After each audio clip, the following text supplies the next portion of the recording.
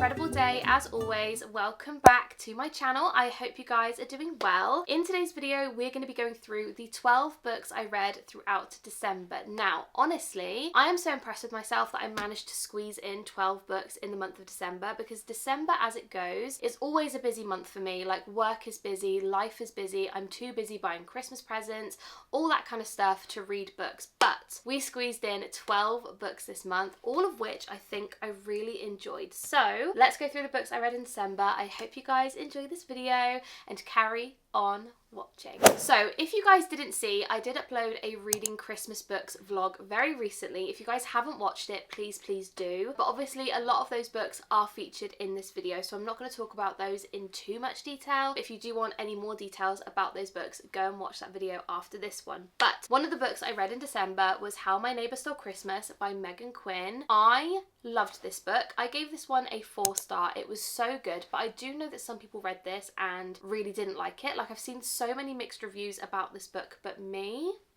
I absolutely loved it. I ate it up. It was so good. What I will say is this is a very spicy book. If you don't like spice, you may not like it, but feel free to have a little read on the back of the blurb and see what you guys think. This book honestly was so good. It kept me on my toes. It made me giggle. It made me kick my feet. I was just enjoying every moment of it. A brief synopsis about this one is you've got Cole, you've got Story. Story goes back to a small town that she used to live in, and she bumps into Cole, and Cole is a bit like, why are you here? Like, go away kind of vibe. Like, he's not really pleased that she's there, and it's kind of like a light enemies to lovers. Like, they're not enemies per se, but he doesn't like her at the start, and it is just so good. There's so many Christmassy vibes in this book. Also, there's some really beautiful drawings in this book, like this one for example. Like, if you read this book on Kindle, please pick up the physical copy, even just to have a little look at the drawings, because they are so beautiful. And honestly, it's just so fun, like, reading a book and seeing a few pictures in between. It was just so good. Shall I say so good one more time? It was so good. Anyway, this was a 4-star read. I'm not going to spoil it anymore, because I do think going into something like this blind is just so fun and you just don't know what to expect. So yeah, I loved this one. It was a 4-star read and I would highly recommend. Next up, we have My December Darling by Lauren Asher, and I gave this one a 3-star. I did really enjoy this book, and for me personally, a 3-star is a more, I really loved this book, but I probably won't rush to read it again. Like, that is the vibe kind of on a 3-star for me. This one is about Catalina and Luke, and it's just a really cute, cozy romance. Like, the only thing about this that I didn't love is that it wasn't long. So this one is classed as like a novella, so it is 200 and something pages, very short, very sweet. And what I will say about that is I didn't have enough time to love the characters. Like, Lauren Asher's books, especially recently, are definitely more along the 500+ page mark, so I feel like with that kind of size you can really start to love the characters, watch them grow and that kind of thing, whereas this one you'll sort of dove straight in and you don't have that time to really know too much about each character. But I love the story. It's a very, I don't really know how to describe it. Essentially, Catalina's ex-boyfriend is marrying her sister and his best friend is Luke, if that makes sense. That's kind of the vibe. It's a really good book. I did enjoy it. It is based in the same town as her other series, which is the Love Redesigned and Love Unwritten series. I don't know what it's called. Is it Lake Wisteria? Am I making that up? I can't actually remember. But anyway, it's based in that same town, but you don't need to read those to read this. But yeah, I loved it. It was a 3-star. I just probably won't rush to read it again. So the next book I picked up was A Jingle Bell Mingle by Julie Murphy and Sierra Simone. I gave this one a 4-star and I loved this one. So this is part of a series. It's kind of like, I guess you could call it an interconnected series where you don't have to read each one in order, but I honestly would, because you really get a feel for each character. You get the found family, you get the cozy aspect of each book, and by reading it in order you do see snippets of each character coming up, which I really loved. So this one is about Isaac and Sunny, and basically Isaac has secluded himself away. He's part of the boy band, which you meet in book 1 and book 2, and he's sort of put himself away in his big mansion. You know why when you read the book. I won't spoil it. And Sunny is a playwright. Like, she writes screenplays and things, and she has gone to the small town to kind of get some inspo and write a new play, and she's really struggling when Isaac decides he's going to give her a helping hand in kind of coming up with some ideas, and it goes from there. It is so good. As I said, the spice is spicing. If you don't like a spicy book, you won't like this one. If you like a spicy book, highly recommend. Hi, Thori. Hello. Yeah. Please don't knock my camera. I really beg. Please don't knock it, because otherwise I've got to start all over again. Yeah, I'm just talking about some books. You just going to stand right there? Do you want to sit down? Do you want to sit down? Thank you. Are you just going to stay there? Anyway, 4-star read. Fantastic. Did you like this one? You didn't read it, did you? You're too young. Okay. 4-star. The next book I picked up was The Christmas Tree Farm by Laurie Gilmore. This is the 3rd one in her series, and every single book so far I have given a 3-star, and I also gave this one a 3-star. It was really good. It's really cozy. It's a little bit spicy when it needs to be, and it was just a good book. Like, I don't feel the need to ever really read it again, and I don't feel like it's a book I wouldn't recommend, if that makes sense. Like, if you want a cute, cozy, Christmassy, slightly spicy sort of book, this series is really, really good, and this one did hit with the cozy Christmas vibes. I did really enjoy this one. It was really, really good. At the back of it, if you guys want to have a read, feel free. And to be honest, it just gave me that Christmas feeling, but it wasn't giving me enough, if that makes sense. Like, it did hit with the Christmas vibes. It just didn't give me as much as I wanted for what I was expecting from the cover. Does that make any sense? Anyway, this one is about Kira and about Ben, and Kira hates Christmas, but she does buy a Christmas tree farm in the small town, which is where books 1 and book 2 are kind of based as well. She basically has struggled kind of selling Christmas trees. However, Ben comes along and he's like, look, you need to get involved with the town, you need to kind of meet people, and they will come and buy your trees. So that is basically what happens in this story. If I'm being completely honest with you guys, I don't really remember much else because it's not that memorable, if that makes sense, but it was good. Again, if you guys want to see me read this book and give you more thoughts and opinions as I read it, then go and watch the vlog if you haven't seen. But yeah, this one was a 3-star. It was good, just not my favourite. Next up, we have The Christmas Fix by Lucy Score, and yet again, this was another book that I loved. I loved this book. I gave this one a 4-star, and it was just so cute, so cozy. It wasn't necessarily giving me 100% Christmas vibes, if I'm honest. Like, I feel like this book could be based not around Christmas and it still would be just as good, if that makes sense. So in this one, you've got Cat King and you've got Noah. So Noah is the small town's mayor kind of thing, and Cat King runs a TV show where they help to improve and rebuild houses and things. And Noah's small town, I believe it's called Merry, basically is in the midst of this massive hurricane, and so many houses and shops and things get completely ruined just before Christmas and just before their busiest time of the year to sort of earn money for the town, if that makes sense. Anyway, Cat King comes along. She's quite knowledgeable about the town, she's been there before, and she says, look, I want to rebuild your town. And he says, no, like, I don't want you to profit off this town being rebuilt and sort of that kind of thing. But eventually he does give in and she helps rebuild the town. It is so good. The spice is spicing, the vibes are there, the coziness is great. Noah's kid is like the least annoying kid I've ever read about in a book. Like, she is so cool, she's so funny to read about, and I really enjoyed her story as well. So yeah, I loved this one. Also, Noah's ex-wife was called Melody, I think that was this book. I'm getting confused with a few other books, I think, but I think his ex-wife was called Melody, and I love that because I never read many books with my name in. So yeah, this one was a 4-star, very much enjoyed it, and I would highly recommend. Next up, let's talk about a book that is not based around Christmas for a sec. So this is Apples Dipped in Gold by Scarlett St. Clair. This is part of her fairy tale retelling series. There's going to be 7 books, I believe, in this series, and they are just short and sweet. Like, they're just over 200 pages. The spice is spicing, and they are just really good. They're great palette cleansers. If you love like a dark, twisted fairy tale retelling with a like spicy kind of vibe, like, you will really enjoy these. And I don't want to tell you too much about the story because I feel like it will ruin it. I will hold it up for you guys if you want to read the back, but I did really enjoy this one. Again, I got through it so quickly. I gave this one a 4-star as well, and I just really love her writing. Like, the spice is spicing, the characters are always so like mysterious and they really draw you in. Each character has such a good purpose as well, and I just loved it. So yeah, this one again, Apples Dipped in Gold. It's the 2nd book in her series. I think the first one came out maybe a year ago, which upsets me because I'm thinking, like, am I going to get one a year? Because I cannot wait 5 more years to finish this series. But yeah, thoroughly enjoyed it. It was so good, and I'd highly recommend it if you love a dark, twisted fairy tale kind of retelling.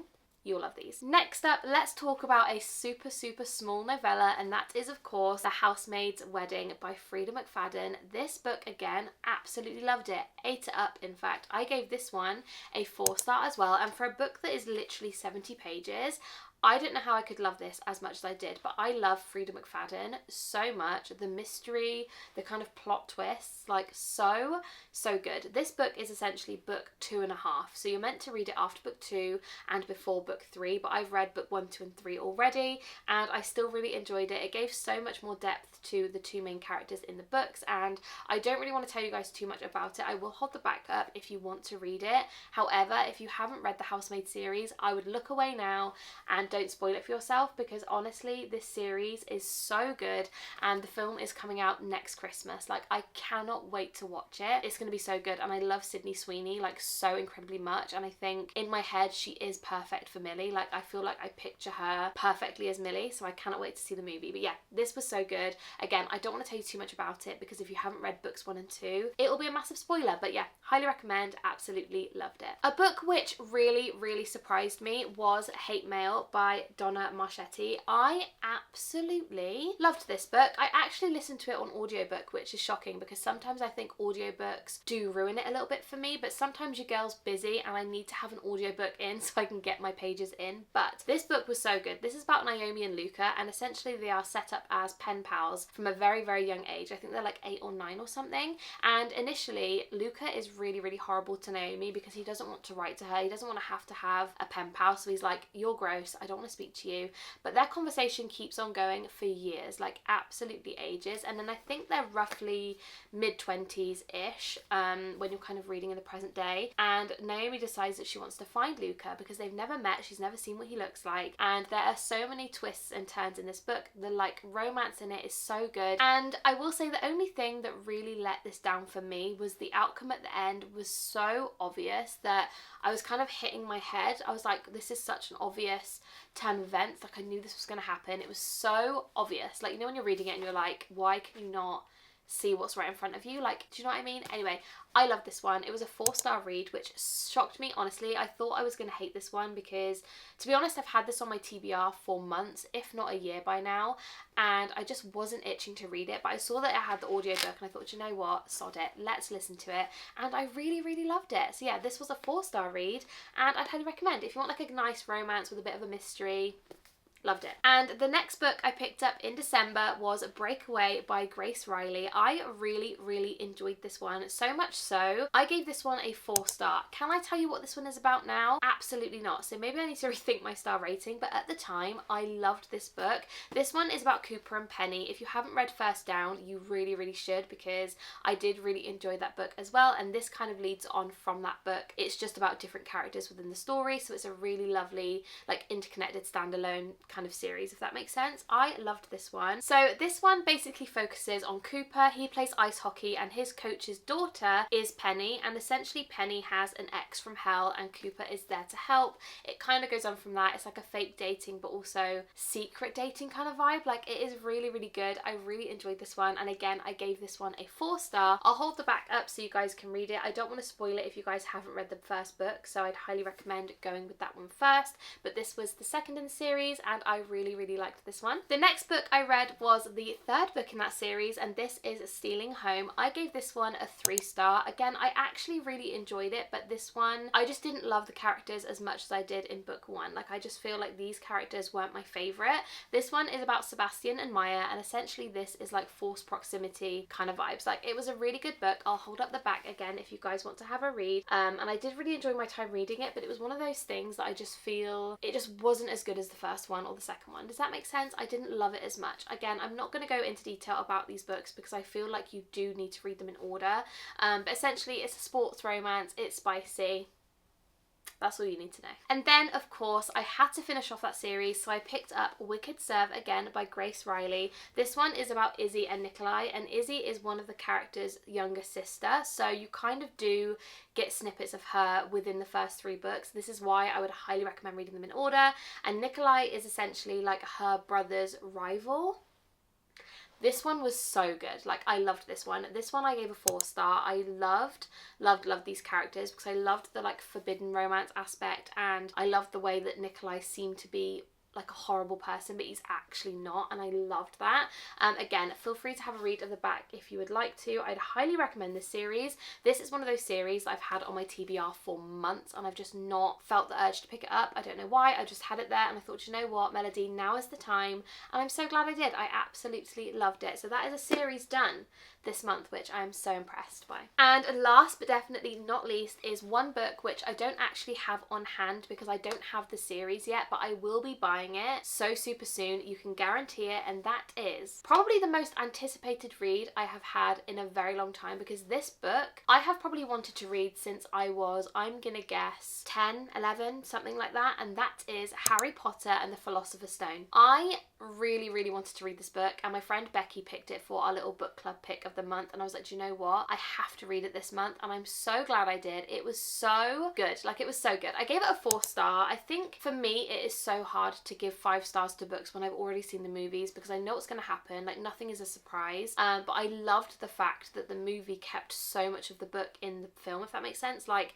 even some of the sentences were exactly the same, some of the quotes were the same, and I really enjoyed it. It was so cozy. It was the only thing that kind of let it down for me, I would say, is firstly, as I've said, I've seen the film, so I knew what was going to happen, but also you can tell it is more of a children's book, like it is written in that kind of format, so that was the only thing for me letting it down, but I absolutely loved it. Like I'm definitely going to continue on with the series because I just love Harry Potter so much. As you're watching this, by the way, well no, as I'm filming this, I'm actually going to Harry Potter World like today, like the studios in London. I'm going in literally 50 minutes, so I need to hurry up and finish this video because I'm going to London and I'm so excited. So there will be a vlog coming soon of that as well if it's not up already, but I think it will probably go up after this one. Honestly, if you guys haven't read the books and you haven't seen the movies, I would highly recommend read the book, watch the movie, then read the book, watch the movie, and do it that way, because it was so incredibly good. And honestly, if it wasn't a case of I've already seen the film, it would probably have been a 5-star. Like it was just so good. So yeah,